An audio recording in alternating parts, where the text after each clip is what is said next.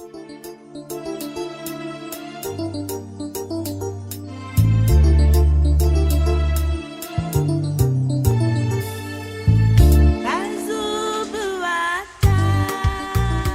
Saint, je te bénis, je te rends grâce. Je te dis merci parce que tu n'as pas changé. Tu es le même hier, aujourd'hui, éternellement. Je crois, Seigneur, que cet après-midi, tu as une parole pour quelqu'un. Je crois que cet après-midi, tu veux relever l'âme de quelqu'un. Je crois que cet après-midi, tu veux guérir quelqu'un. Je crois que cet après-midi, tu veux restaurer quelqu'un. Je crois que cet après-midi, Seigneur, tu veux vivifier quelqu'un.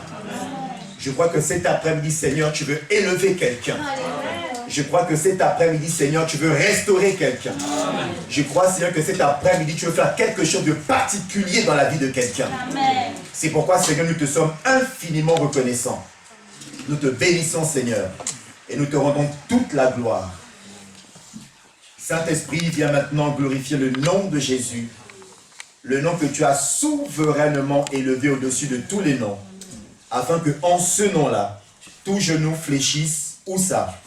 Sous la terre, sur la terre et dans les cieux, et afin que toute langue confesse que Jésus-Christ est Seigneur, à la gloire de Dieu le Père. Au nom de Jésus. Amen. Amen. Amen. Nous allons parler aujourd'hui de quelque chose que je pense que ça va te faire du bien. Amen. Il y a encore de l'espoir.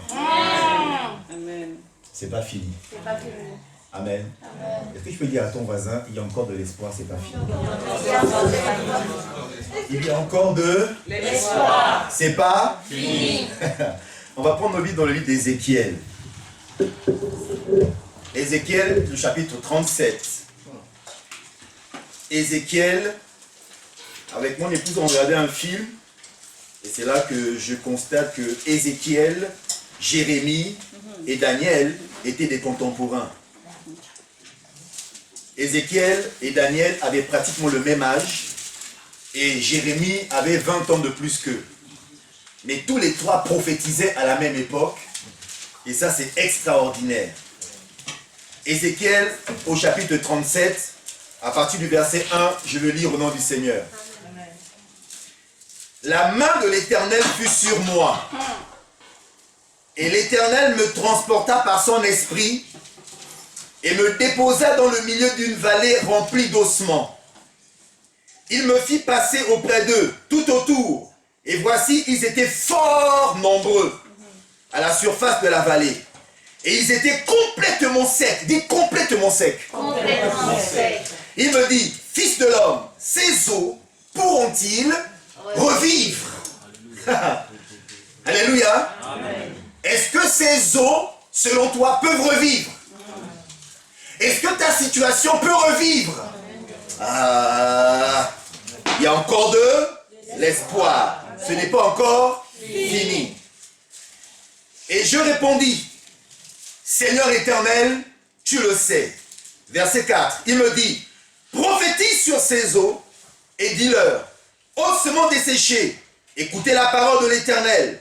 Ainsi parle le Seigneur, l'Éternel, à ces eaux. Voici, je vais faire entrer en vous un esprit et vous vivrez. Je vous donnerai des nerfs. Je vous ferai croître sur vous de la chair et je vous couvrirai de peau. Je mettrai en vous un esprit et vous vivrez. Et vous saurez que je suis l'Éternel. Je prophétisais selon l'ordre que j'avais reçu. Et comme je prophétisais, il y eut un bruit. Et voici, il se fit un mouvement et les eaux s'approchèrent les uns des autres. Je regardais et voici, il leur vint des nerfs. La chair crue et la peau les couvrit par-dessus. Mais il n'y avait point en eux d'esprit. Il me dit, prophétise et parle à l'esprit. Prophétise, fils de l'homme, et dis à l'esprit, ainsi parle le Seigneur l'Éternel, esprit vient des quatre vents. Souffle sur ces morts et qu'ils revivent. Alléluia. Je prophétisais selon l'ordre qu'il m'avait donné. Et l'esprit entra en eux. Et ils reprirent vie, et ils se tinrent sur leurs pieds. C'était une armée nombreuse, très nombreuse. Il me dit, fils de l'homme, ces eaux, c'est toute la maison d'Israël. Voici, ils disent, nos eaux sont desséchées. Notre espérance est détruite. Nous sommes perdus. Prophétise donc et dis-leur, cet après-midi, ce 21 novembre 2021, prophétise donc et dis-leur, ainsi parle le Seigneur l'Éternel. Voici, j'ouvrirai vos sépulcres. Je vous ferai sortir de vos sépulcres, ô mon peuple, et je vous ramènerai dans le pays d'Israël. Et vous saurez que je suis l'Éternel, lorsque j'ouvrirai vos sépulcres, et que je vous ferai sortir de vos sépulcres, ô mon peuple. Je mettrai mon esprit en vous, et vous vivrez. Je vous rétablirai dans votre pays, et vous saurez que moi, l'Éternel, j'ai parlé et j'ai agi, dit l'Éternel. Acclamons la parole de Dieu.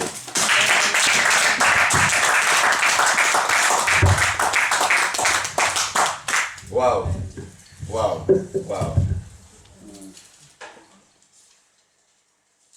On nous dit qu'en 605 avant Jésus-Christ, il y a eu une première déportation du peuple d'Israël à destination de Babylone. En moins 597 avant Jésus-Christ, une deuxième déportation à Babylone. Dans la première déportation, vous avez Daniel et ses 3 compagnons. Dans la deuxième, vous avez Ézéchiel et tout le reste. On dit 10 000 personnes. Et quand le roi de Babylone est arrivé à Jérusalem, il a détruit les murs. Il a fracassé les murs. Il a investi le temple. Il a pillé le temple. Il a pris tout ce qui était essentiel dans le temple. On a dit qu'il a pris les ustensiles d'or et d'argent et il a ramené cela dans son palais. Le pays était dévasté. C'est pourquoi on nous dit que dans cette vallée, il y avait des ossements secs. Amen. C'est l'illustration d'une nation qui est morte, une situation qui est désespérée, une situation qui est sans vie, une situation dans laquelle seul Dieu est capable de redonner la vie. Frères et sœurs, nous traversons toutes des situations. Ce n'est ni ton pasteur, ce n'est ni ton père, ce n'est ni ta mère, ce n'est ni ta tante, ce n'est ni ton oncle, ce n'est ni ton grand-père, ce n'est ni Jacques Chirac, il est décédé d'ailleurs, ce n'est ni Macron, ce n'est ni n'importe qui, c'est personne qui pourra te venir en aide. La seule personne qui te sortira de cette situation, la Bible nous dit que c'est l'Éternel. Amen. La situation était désespérée. Le peuple était désemparé. Ils ont été déportés à Babylone. Et à Babylone, Dieu donne à Ézéchiel un message d'espoir. C'est pourquoi j'ai dit, il y a encore de l'espoir, ce n'est pas fini. Amen. Dieu lui donne de l'espoir en disant, parle à mon peuple. Donc Ézéchiel, Daniel et Jérémie, avec la même inspiration, vont dire au peuple de Dieu, notre captivité va durer 70 ans, et après les 70 ans, nous retournerons à Jérusalem. Amen. Ah, tu as manqué l'occasion de dire un bon amen. Amen. Ce qui veut dire que dans ta situation, il y a un temps qui a été marqué, dans laquelle tu vas souffrir, dans laquelle ce sera difficile. Mais une fois que ce temps sera passé, la gloire de Dieu va se manifester. Amen. Alléluia. Amen. Il y a encore de l'espoir et ce n'est pas fini. Il me dit, fils de l'homme, prophétise. Et tous ces eaux, c'était la maison d'Israël. Bien-aimé dans le Seigneur, après les 70 ans, le peuple d'Israël est rentré à nouveau à Jérusalem. Et là encore, comme ils ont désobéi, la même parole leur sera adressée en disant, puisque vous avez désobéi, vous serez à nouveau déportés dans toutes les nations de la terre. Mais, il y a encore de l'espoir. Ce n'est pas encore fini. Un jour viendra où je vous rassemblerai, je vous ramènerai sur ce pays que j'ai promis à Abraham, le pays où coule le lait et le miel, et je vous rétablirai dans cette nation-là, et vous serez à nouveau mon peuple. Amen. En 1948, cette prophétie s'est accomplie. Israël a eu son indépendance. Israël a eu sa terre, et aujourd'hui, ils sont un peuple qui aujourd'hui prospère, parce qu'ils sont sous le couvert d'une alliance que Dieu a faite avec Abraham, avec Isaac et avec Jacob. Amen. La parole de Dieu est une parole d'espoir. La parole de Dieu est une parole d'espérance. Dans ta situation, j'ai une bonne nouvelle pour toi. Ne désespère pas. Il y a encore de l'espoir et ce n'est pas fini. Amen. Allez,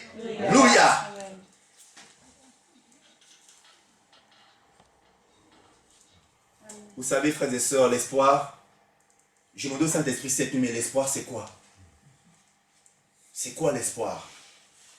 Il m'a dit que l'espoir, c'est cette confiance que tu as, que quelle que soit la durée de la nuit, le soleil finira par se lever. Amen.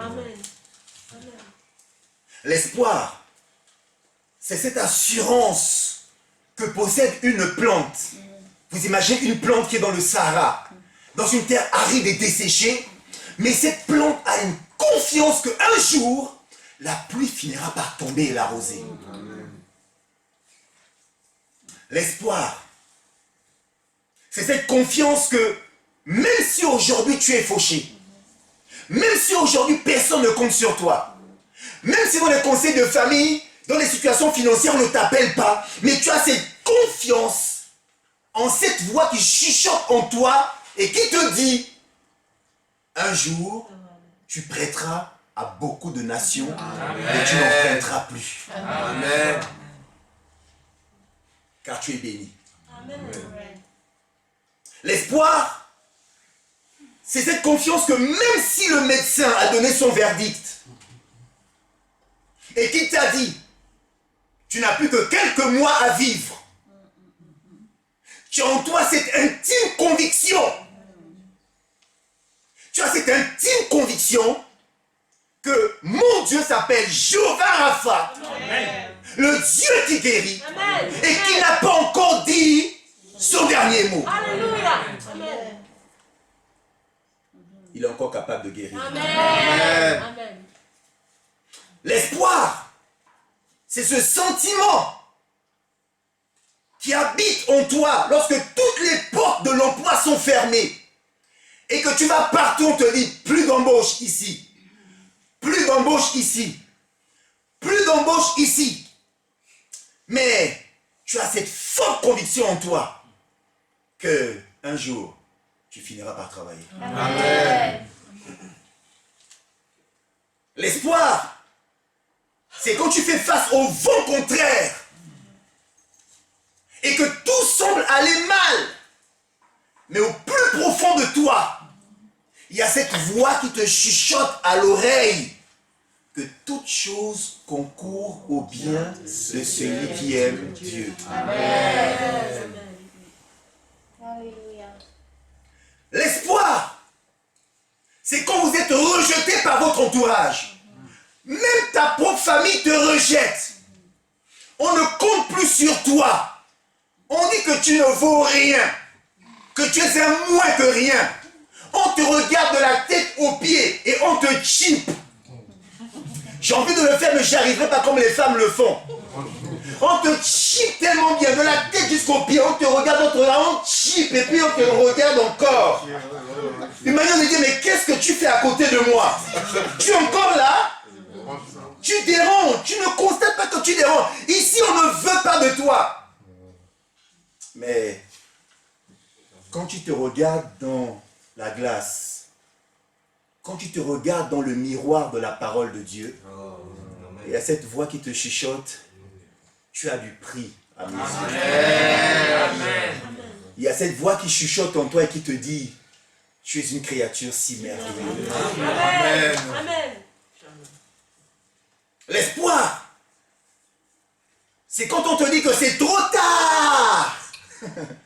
Tu es trop âgé, tu es vieux, tu es has-been, tu es démodé, tu es décodé. Tu n'es plus dans le move. Nous on s'habille style années 60, pattes d'éléphant. Toi tu t'habilles encore les pantalons serrés au corps. Non, on n'est plus à cette mode. Si tu es trop vieux, laisse tomber. Passe ton tour. Et au fond de toi, tu entends cette voix. Cette voix qui te dit, je suis le maître des temps et des circonstances. Et cette voix te dit, reste calme. Ton tour arrive. Amen. Je reçois. Amen. Reçois. Amen. L'espoir, écoute ça bien, l'espoir, c'est quand depuis 12 ans, tu trimbales une hémorragie. Ça n'arrête pas de couler. Tu as essayé auprès de tous les médecins, ils n'ont rien pu. Les charlatans, ils n'ont rien pu. Le nganga du coin avec ses feuilles n'a rien pu. Le gros spécialiste à l'hôtel Édouard Herriot n'a rien pu. Mais tu trimbales avec toi cette maladie. Et un jour, quelqu'un frappe à ta porte. Toc, toc, toc.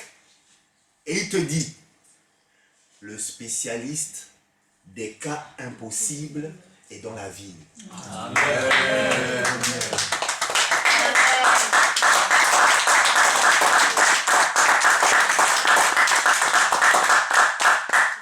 Et là, tu retrouves tes forces. Et tu te dis, si je puis seulement toucher le bord de son vêtement, je serai guéri. Alléluia. Amen. L'espoir. Amen. L'espoir, c'est quand un huissier arrive, il te ferme la porte, tu n'as plus accès à ta nourriture, vous connaissez mon témoignage, tu n'as plus accès à ta sauce graine, la porte de la maison est fermée, tu ne sais plus quoi faire, et tu te dis, il n'y a plus d'espoir, c'est terminé. Et tu entends une voix qui murmure à ton oreille, le malheur atteint souvent le juste, mais l'Éternel l'en délivre toujours.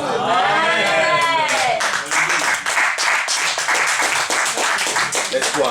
Prêche, ta sœur, prêche. Prêche,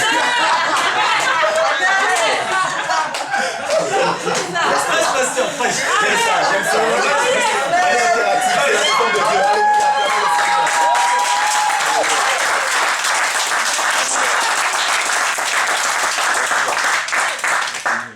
L'espoir. Amen. L'espoir, c'est quand le maire arrive, il vous envoie un courrier et qu'il vous dit qu'à partir du 31 décembre 2021, vous n'avez plus droit à ce local parce que votre activité ne correspond pas à l'activité initiale de ce local. Il a menti.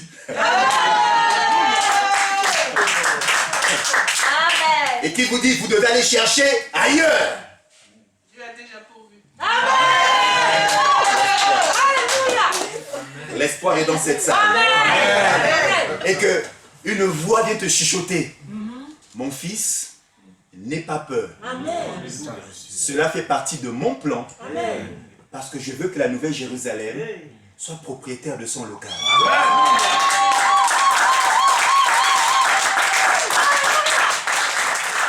L'espoir.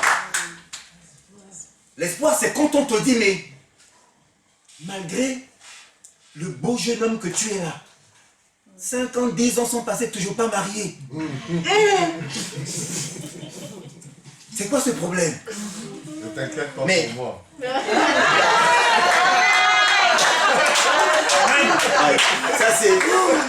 Ça c'est la réponse d'un homme qui était célibataire et qui a eu l'espoir qu'un jour il se marierait. L'espoir c'est que sa femme n'était pas à Lyon, sa femme était au Bénin. Mais l'espoir c'est que Dieu a ouvert une porte. Il est parti jusqu'au Bénin, il a trouvé sa femme et il s'est marié. Il est sérieusement marié et il est bien marié. Au nom de l'espoir!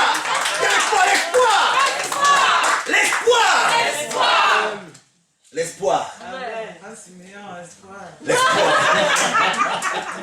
L'espoir! L'espoir! Voilà ce que Dieu m'a dit par rapport à l'espoir. Est-ce que tu sens monter l'espoir? Amen. Est-ce que tu sens monter l'espoir dans ton cœur? Dis à ton voisin à côté de toi, il y a encore de l'espoir, c'est pas fini. Il y a encore de l'espoir. Parce que quand tu le confesses, tu actives le processus de la manifestation dans ta vie. Donc tu vas pas dire fini. Il y a encore de l'espoir, c'est pas fini. My God, my God, my God, my God. Il y a encore de l'espoir, c'est pas terminé. My God. Il y a encore de l'espoir, c'est pas fini. Il y a encore de l'espoir, c'est pas fini. Est-ce que quelqu'un peut manifester sa joie cet après-midi? Il y a encore de l'espoir, il y a encore de l'espoir, il y a encore de l'espoir. Il y a encore de l'espoir et c'est pas fini. Il y a encore de l'espoir, c'est pas fini. Frères et sœurs, il faut par moment que tu arrives à regarder ta situation et à parler à ta situation et à prendre la parole de Dieu et à dire à la situation, il y a encore de l'espoir pour moi. Amen. Tu penses avoir pris le dessus sur moi. Tu penses me dominer. Tu penses me contrôler. Tu penses m'assujettir. Tu penses me réduire à l'esclavage. Tu penses me fermer la bouche. Je te dis une chose, il y a encore de l'espoir pour moi. Ce n'est pas encore fini. Amen. Il y a encore de l'espoir. J'allais voir Docteur Larousse. Docteur Larousse nous donne une définition de l'espoir. Il nous dit que l'espoir, c'est le fait d'espérer. On est d'accord, hein? Oui, bien sûr. C'est le fait d'attendre avec confiance la réalisation de quelque chose. My God. Docteur Larousse a compris le processus. Donc, l'espoir, c'est le fait d'espérer, c'est le fait d'attendre avec confiance la réalisation de quelque chose. Dis avec moi, l'espoir. L'espoir. C'est le fait d'attendre. C'est le fait d'attendre. Avec confiance. Avec confiance. La réalisation. La réalisation. De quelque chose. De quelque chose. Maintenant, que nous dit la Bible? Que nous dit l'Esprit? L'Esprit nous dit que l'espoir, c'est le fait d'attendre avec confiance. Alléluia. Amen. C'est le fait d'attendre avec confiance la réalisation des promesses de Dieu dans ta vie. On va répéter ensemble. L'espoir, c'est le fait d'attendre avec confiance, la réalisation des promesses de Dieu. Fais ça dans ma vie. Amen. Amen. Alléluia. Vous savez, et quand il nous dit d'attendre avec confiance, ce n'est pas attendre de manière passive. Le chrétien a ce problème-là. Il attend de manière passive, c'est-à-dire Dieu va faire. Dieu va faire. Dieu va faire encore. Dieu va faire encore. Alléluia. Frère, oui. Frère, non. Pour sauver, il ne change pas. Donc, attendre avec confiance la réalisation des promesses de Dieu, ce n'est pas attendre de manière passive, en croisant les bras, en disant je ne fais rien, je ne contribue pas, je ne participe pas, et je laisse Dieu faire. Attendre avec confiance, écoute ça bien, c'est attendre, mais de manière active. Amen. C'est comme le paysan, il va enlever les mauvaises herbes, il est en action. Il va bêcher la terre, il est en action. Il va prendre ses semences, il est en action. Il va jeter dans la terre, il est en action. Il va recouvrir la terre, il est en action. Il va arroser la terre, il est en action. Amen. Et maintenant, il va attendre avec confiance. Amen. Il a fait sa part. Amen. Maintenant, il attend la part de Dieu. Amen. Amen. Prêche, pasteur. Alléluia. Alléluia. Donc, j'arrose et puis j'attends avec confiance que quelque chose se passe. Amen. Ce n'est pas celui qui sème, ce n'est pas celui qui arrose, mais c'est celui qui fait croître qui est le plus important. C'est qui fait croître? C'est Dieu. Amen. Mais comment Dieu pourrait-il faire croître si le paysan a les bras croisés? La semence est dans sa poche. Dieu va faire encore. Dieu va faire encore. Dieu va faire encore. Un an est passé. Dieu va faire encore. 5 ans sont passés. Dieu va faire. 10 ans. Dieu va faire. Dieu va faire. pendant que je chante là, Jérémie est déjà loin. Hein. Oh, Baptiste est déjà loin. Oh, mais comment Dieu va... Et pendant que je sais, continue à dire Dieu va faire. Tu vas attendre. Tu vas attendre, non. Jusqu'à fatiguer. Jusqu'à fatiguer. Donc, c'est quand je fais ma part, le domaine réservé de Dieu, c'est la manifestation. Le domaine réservé de Dieu, c'est de faire pousser les choses. Le domaine réservé de Dieu, c'est appeler à l'existence les promesses qu'il t'a faites, mais qui ne sont pas encore physiques. Il les appellera à l'existence quand tu auras fait ta part. C'est le principe de Ecclésiaste 11 au verset 1 qui dit « Jette ton pain sur la face des eaux, car avec le temps, tu le retrouveras. » Si tu ne jettes pas ton pain, tu ne mangeras pas le pain. Si tu ne jettes pas ta semence, tu ne recevras pas la promesse de Dieu. Dieu attend de l'homme, vous savez, depuis le jardin d'Éden, Dieu a donné à l'homme le libre arbitre. Dieu n'a pas fait les hommes robots, Dieu a fait des hommes responsables. Un homme responsable prend des décisions. Amen. Tu prends des décisions.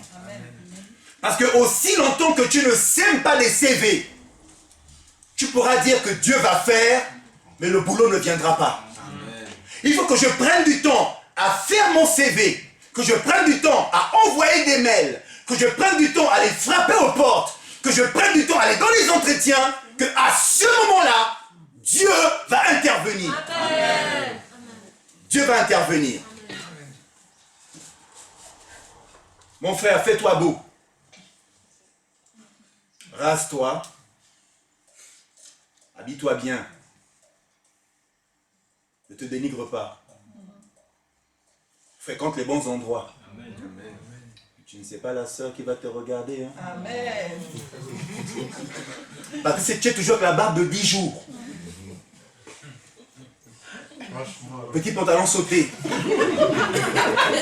De temps en temps, il tombe même. Le pantalon tombe même et puis on voit ce qu'on ne doit pas voir. Et tu es là, en train de passer, avec ta casquette. Les soeurs vont dire, quelqu'un comme ça dans ma maison. On regarde même pas. On ne regarde même Amen. Parce que quand le temps du mariage arrive, ton attitude change, ton comportement change. Amen. Si tu veux un mari entrepreneur, on te voit maintenant en train de faire des formations, tu es parmi les entrepreneurs, toujours bien habillé, bien, on dirait une secrétaire de direction. Bien. Ah, et puis ils vont dire, mais marié, pas marié? Pas marié. Oh Seigneur, merci, tu as exaucé mes prières. Mais si je suis toujours enfermé à la maison, moi et ma télé, moi et mes séries, les cheveux dans tous les sens. Oh Seigneur, merci pour le mariage. Seigneur, merci pour le mariage. Oui, on dit quoi? Non, c'est quoi le trip? On fait quoi ce soir? Non, je serai là. Tu vas attendre. Tu ne vas pas attirer des personnes sérieuses. Amen.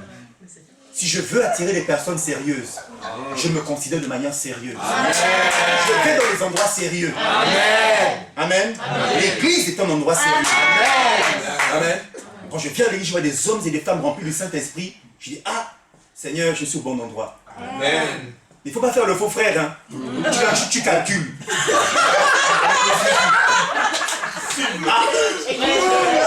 Voici les nouveaux venus. Rebecca. Celle-là. Celle-là. Je donne un mois. Dehors, au nom de Jésus. Carton rouge. Amen. Amen. C'est sérieux. Amen. C'est sérieux. Investis en toi. Fais des formations. Équipe-toi. Paye s'il faut pour t'enrichir. Donne-toi de la valeur. Considère-toi. On vit dans un monde où on vous considère en fonction de l'image que vous reflétez. Amen. On vous regarde de haut en bas. Ils disent non, pour le boulot là, on ne peut pas le prendre. Pourtant tes qualifications sont bonnes, hein, mais l'apparence que tu reflètes, ils vont dire celui-là ici, là, ça va gâter. Investis en toi. Prends-toi au sérieux. Prends même des cours de coaching. Ah, comment on met le bleu? Est-ce qu'on peut mettre la robe bleue avec la robe fluo? Est-ce que, comment on fait? Parce qu'il y a des gens qui mettent fluo en bas, fluo en haut, fluo à gauche, à droite. Quand on va voir, on va le... panneau de signalisation.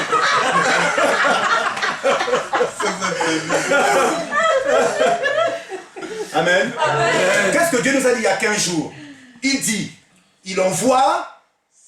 Sa parole. Ah, il y a un qui suit. Il envoie son instruction dans laquelle est cachée une révélation à laquelle je dois obéir, c'est-à-dire passer à l'action, afin de voir la manifestation du miracle. Amen. Instruction, révélation, obéissance, manifestation. Amen. Pour celui qui note, je répète. Instruction, révélation, obéissance et manifestation. Amen.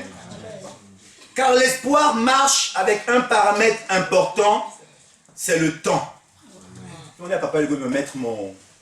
Tu as pu le faire, Papa Hugo, je te remercie. Voilà. Pendant que j'étais à la maison, le Seigneur me disait que l'accomplissement, la manifestation de ton miracle est égale à l'espoir multiplié par la persévérance et divisé par le temps.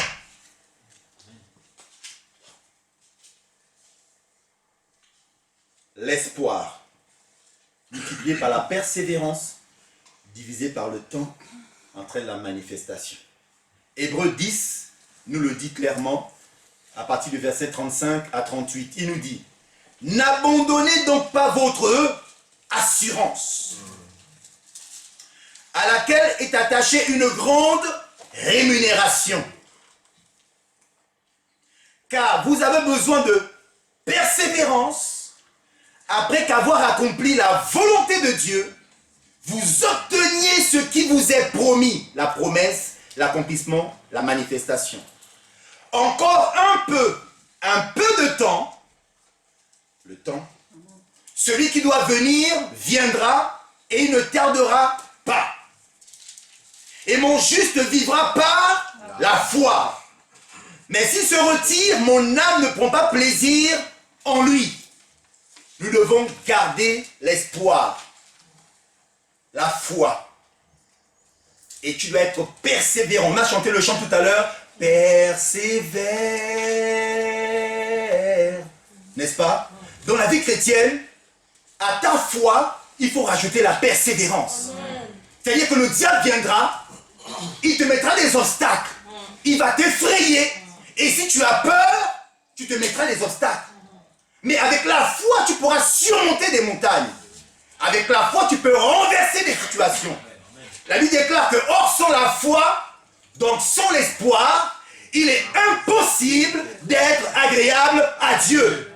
Il faut que celui qui s'approche de Dieu croit que Dieu est le rémunérateur de ceux qui le cherchent. Mais ceux qui le cherchent avec endurance, avec persévérance, et qui ont la foi que ce que Dieu a dit, il a aussi la puissance de l'accomplir. Amen. On a besoin de ça. Et ensuite le temps, Dieu est le maître des temps et des circonstances. Le temps, il y a le temps chronos, le temps chronologique, les années, les semaines, les jours. Mais nous, dans le monde spirituel, il y a un temps qu'on appelle le temps kairos.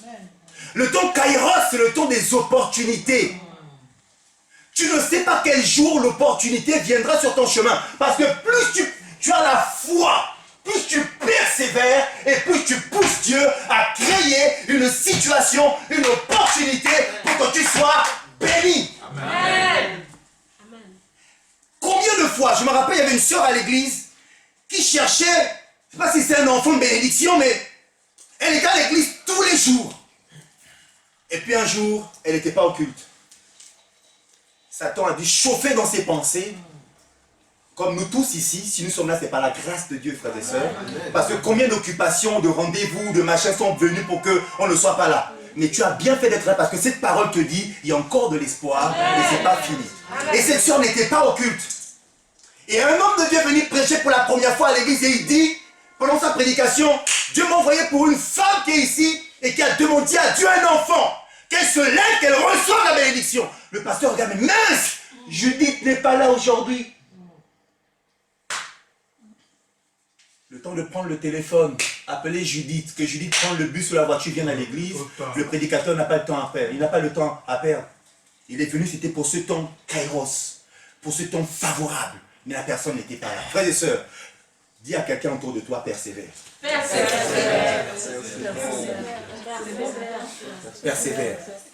Si tu ne persévères pas, tu passeras à côté de beaucoup de choses. Il y a des jours, même le jour de ta promotion, quand le directeur a décidé de faire ton augmentation, il voulait te féliciter, tu n'étais pas là.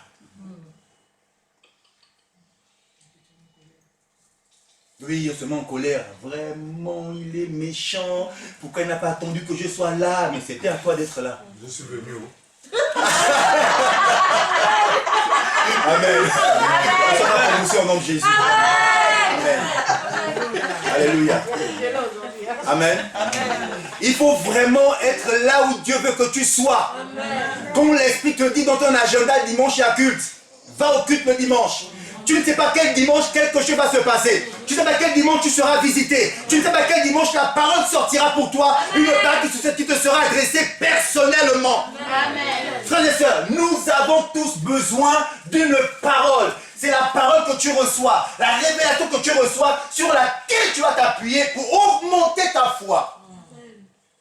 La foi se nourrit d'une parole que j'ai entendue. La Bible dit, ayant entendu parler de Jésus, la femme atteinte d'une perte de sang s'est dit, le spécialiste des cas impossibles est là, et sur cette parole-là, je vais vers lui, et je vais toucher le bord de ce vêtement, et je serai guéri. Et Jésus a dit, qui m'a touché? Amen. La foule le pressait, mais Jésus a senti une force le quitter, la force provoquée par la foi d'une femme. Frères et sœurs, que ta foi puisse tirer une force de Jésus pour recevoir ton miracle. Persévère, ne relâche pas. Continue à prier, continue à intercéder. Continue à bousculer le ciel. Tu ne sais pas quel jour la réponse viendra. Daniel a résolu de prier pendant 21 jours. Dès le premier jour, la réponse est descendue. Mais l'ange qu'on appelle le diable a bloqué la bénédiction. Mais parce qu'il a persévéré, le Seigneur a envoyé un archange appelé Michel. Et l'archange Michel est parti et a dégagé le démon. Et la réponse est arrivée. Et je parle à quelqu'un cet après-midi. La réponse arrive. Ta réponse arrive. Elle est déjà là au nom de Jésus. Il y a encore de l'espoir. Ce n'est pas fini. L'espoir nous donne de la motivation. L'espoir nous donne le courage. Comme David, à 16 ans. N'ayez pas peur de ce... J'ai vu un film avec ma femme, je dis chérie, tu vois quand je sais que Goliath était vilaine, Dans le film, la Goliath était vilaine, non? Voilà. Donc, devant ce vilain Goliath de 3 mètres, le petit David a dit, mais bon, si je tue le géant là, je gagne quoi? Amen. Je gagne quoi? On l'a dit, bah, écoute, tes parents seront indexés d'impôts, ils seront exemptés d'impôts, et tu vas épouser la fille du roi. Ah, donc je serai prince. Celui qui épouse la fille du roi, il est prince. La reine d'Angleterre, elle a épousé quelqu'un, il est devenu prince, non? Voilà. David a dit, bon, comme c'est comme ça, ça me plaît. Vous là, vous ne me connaissez pas. Vous ne connaissez pas les exploits que j'ai fait en cachette avec Dieu. Amen. Amen. Et donc, c'est le temps Kairos. Il est parti. Les gens lui disent, mais c'est quoi ce gamin comme on voit? Moi, Goliath. La seule fois dans la Bible, on utilise le mot champion. Vous lirez, c'est par rapport à Goliath. Le champion, c'est Goliath. Donc le champion s'est dit, mais quel est ce gamin, ce garnement qui vient devant moi? Et David a dit, tu marches vers moi avec ta lance et ton javelot, mais moi je cours vers toi au nom de l'Éternel. Aujourd'hui même, ta tête sera coupée et les oiseaux du ciel mangeront ton corps. Quand il a dit ça, la peur a changé le camp. Goliath a commencé à avoir peur. Les pieds de Goliath ont commencé à trembler. Le colosse au pied d'argent a dit non, le petit il est tellement déterminé, il n'est pas seul. En fait, derrière lui, il y a un géant. Il y a un géant plus géant que moi. Et il s'appelle Jésus-Christ. Il a reçu le nom au-dessus de tout nom.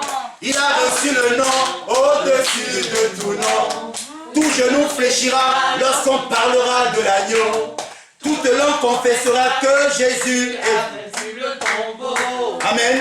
Donc dans le combat dans lequel tu es, tu n'es pas seul. Dis je ne suis pas seul. Je ne suis pas seul. Derrière toi, il y a le général des généraux. Derrière toi, il y a l'Éternel des armées. Derrière toi, il y a la terreur d'Isaac. Derrière toi, il y a le Dieu triomphant. Derrière toi, il y a le Dieu vainqueur. Derrière toi, il y a le Dieu puissant. L'Éternel.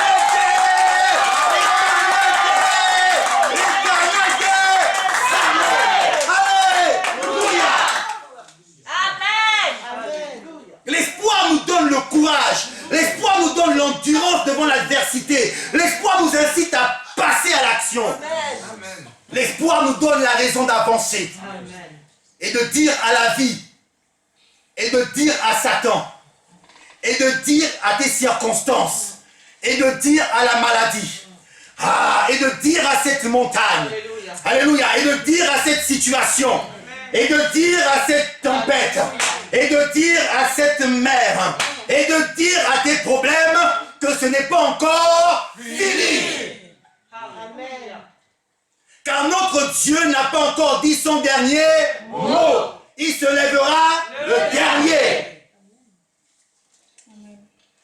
Quelle est cette situation que tu traverses depuis des années où tu désespères? Quand tu regardes ou quand tu y penses, si tu es dans cette situation, c'est peut-être parce que tu vois les choses pas comme Dieu les voit. Nous devrions faire toujours attention à ce que nous pensons. Car nos pensées vont créer notre réalité. Tel, la Bible déclare dans le Proverbe 23, verset 7, car tel homme pense en son cœur, tel il est. Tu vas créer ta matérialité en fonction de ta pensée. Quand tu te lèves le matin, c'est ta pensée qui te dit, mets ce vêtement. Vous avez remarqué, non? Quand vous êtes sous la douche, votre pensée automatiquement va chercher quel vêtement je vais mettre. Et en fonction de ce qu'il t'a dit, tu vas aller essayer si ça rentre ou pas. Ah là, ouais, j'ai encore perdu un gloire à Dieu, ça passe. Amen. Ah donc, vraiment c'était une bonne pensée ça. Je mets, n'est-ce pas? Ah non, la veste là maintenant est serrée. On dirait maintenant un petit jeune. Non, ça là, je ne vais pas la mettre. Mais comme pour dire que c'est votre pensée qui va créer votre réalité, votre matérialité. Donc, comment est-ce que tu penses? Fais attention. On doit toujours faire attention à ce que l'on dit. Car nos paroles vont créer aussi notre réalité. C'est ce que tu déclares. La vie et la mort sont au pouvoir de la langue. Moi, je ne réussirai pas. Moi, dans ce pays-là, je suis un noir, je n'ai pas de chance. Moi, je suis une femme, c'est gâté pour moi. Donc, je ne peux pas prétendre à un salaire de ce niveau-là. Moi, dans mes études, là, c'est fini. Tous mes amis réussissent, moi, je ne vais pas réussir. Pour moi, c'est fini. Pour moi, c'est fini. Je suis mort. Oh, Jésus. Oh, dans cette situation-là, qui va me sortir de là. Ouais, je suis sans papier. Alors que tu viens que tout le que ton pied foulera, tu me le donneras en possession. Mais pourquoi quand je vois les policiers, je tremble. Quand je vois les CRS, je tremble. Quand je vois les gendarmes, je tremble. Mais jusqu'à quand ça va? Mais non, dis avec moi, je change. Je change. Parce qu'il faut que tu changes tes paroles, il faut que tu changes ta manière de parler, il faut que ta parole s'appuie sur la foi. Amen. Dieu m'a dit. Dieu m'a dit. Non pas un homme, mais Dieu m'a dit. Ma fille, quand elle était petite, elle avait une chanson, c'est « Je ne mourrai pas, non, je vivrai. Je me marierai, je prospérerai, on viendra me chercher. » C'est ce que tu confesses. Nous devrions toujours faire attention à ce que l'on voit. Car notre regard de la situation peut créer soit la foi, soit la peur. Tout le monde a peur de la situation. Et moi, quand je vois la situation, j'ai peur aussi. Non. Alléluia. Quelle est ton identité? Tu es enfant de Dieu. Tu es fille de Dieu. Tu es fils de Dieu. Tu n'es pas fils de Macron. Non, tu es fils de Dieu. Et en tant que fils de Dieu, je suis co-héritier avec Jésus. Tout ce qui est à Jésus est à moi. Je n'ai pas convoité les choses qu'il y a dans le monde, là, machin et tout. Mon Dieu, l'or et l'argent lui appartiennent. Mon Dieu est capable, en un instant, en un claquement de doigts, de changer ma situation. Allez demander à Joseph. Il était barbu comme le frère Papin. Il était dans la prison, il était là, s'est enchaîné. Et il n'avait plus d'espoir, il n'avait plus rien. Et puis un jour, on a frappé à sa porte. TikTok, TikTok, TikTok. Non, c'est pas le TikTok, le réseau social. Mais c'était un agent de Pharaon qui a frappé à la porte. C'est vous, Joseph? Oui, c'est moi, Joseph. Le roi vous demande. Ah, j'avais dit aux gars, là, les chansons que quand Dieu, on va le rétablir, qu'ils se souviennent de moi. 2 ans sont passés. Frères et sœurs, le temps. En Lingala, on dit tango. En anglais, on dit time. En espagnol, on dit tiempo. Donc, le temps. Quand le temps Kairos est arrivé. Alléluia. Donc, Joseph, on a dit, écoute, va à la douche. Va voir le meilleur barbier de Pharaon. On a diminué, hein, bien arrangé, bien rasé. Comme le frère Papa. Hein? Bien arrangé comme le frère Papa. Bien arrangé. Bien arrangé comme le frère Papin. Frère Papin, j'avais le costume là chez... J'avais dit que pasteur, je te... Hein? Donc, une parenthèse. Donc, un beau costume comme le frère Papin. Maintenant parfumé. Maintenant, tu ne sais plus si tu dois marcher comme un prisonnier ou si tu dois marcher avec assurance. Parce que tu es devant Pharaon. Pharaon lui a dit, mais je n'ai pas vu quelqu'un aussi sage que toi dans tout mon royaume. À partir d'aujourd'hui, il n'y a que le trône qui va me séparer de toi. Voilà mon anneau royal, je le mets à ton doigt. Tout ce que tu vas décider, c'est comme si je l'avais décidé. À partir d'aujourd'hui, ton statut change, tu deviens mon premier ministre. En 24 heures, sa vie a changé. La même journée, il s'est marié. Même journée, décret présidentiel, premier ministre, même journée, il s'est marié. Même journée, il a une maison. Et pas n'importe quelle maison, un palais. Et quand il dort, il dort. C'est qu'il y a des matelas où quand tu dors, le matelas te pousse. Tu dors, il te pousse. C'est trop dur. Il y a des matelas, quand tu dors, il t'accueille. Wow. Et donc voilà Joseph dans un matelas. Wow. Il commence à penser, mon Dieu, à 17 ans mes frères m'ont vendu. À 30 ans, me voilà premier ministre. La persévérance paye. La foi en Dieu paye. Attendre le temps favorable paye. Parce que la rémunération arrive. Je déclare pour la vie de quelqu'un dans cette salle cet après-midi que l'heure a sonné où en 24 heures ta situation va changer. Ce que Joseph a vécu, je prie que tu le vives au nom de Jésus. Quand tu viendras à l'église, pasteur, pour le nouveau local, c'est déjà payé. Amen. Ah. Amen. Amen. Pourquoi tu oublies ta foi? On a dit que tu vas recevoir la bénédiction de Joseph. Amen, pasteur. Maintenant, j'ai dit que tu viendras pour dire, pasteur, le local est déjà payé. Pourquoi tu dis pas Amen? Amen. Changez vos yeux, changez vos oreilles, changez vos pensées. Changez le mindset. Amen. Il faut dire Amen, pasteur, parce que, bon, cette fois-ci, pasteur, on ne va pas prendre un vieux local qu'on retape. On va acheter un terrain. On va bâtir sur un terrain. On va dessiner les plans nous-mêmes. Salle pour les jeunes. Studio d'enregistrement. Parce que le frère Yanis, Shekinah, le groupe musical, ont besoin de sortir des chants. Hein? Une cuisine bien équipée, afin que maman Béatrice puisse nous sortir les mecs. Avec un endroit où on peut dormir. Quand il y a retraite, jeûne et prière, tu sais que tu peux dormir tranquillement. Avec quoi d'autre? Avec quoi d'autre? L'ascenseur, quoi d'autre? Le tapis, quoi d'autre? La climatisation, le garage, le parking, salle de fête. Alléluia. Pour célébrer les mariages. Oh yes. Ma fille Anouche, que le mariage arrive. temps de provoquer Dieu. Le mariage arrive. Persévère.